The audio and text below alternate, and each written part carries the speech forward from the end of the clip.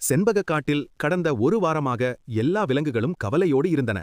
காரணம், காட்டின் ராஜாவான சிங்கராஜா குகையை விட்டு வெளியே வரவே இல்லை.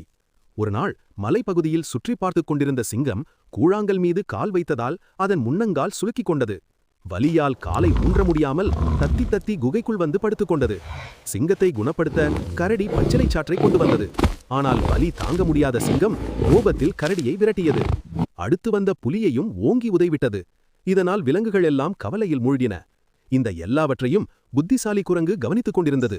ஒரு திட்டத்துடன் அது சிங்கத்தின் குகை வாயிலுக்குச் சென்றது. ராஜா, உங்களால் எழுந்து நடக்க முடியவில்லையாமே என்று குரங்கு கேலி செய்தது. கோபம் கொண்ட சிங்கம் கர்ஜித்தது. அப்போது குரங்கு சிங்கத்தின் காயமடைந்த காலில் ஒரு அடி கொடுத்தது.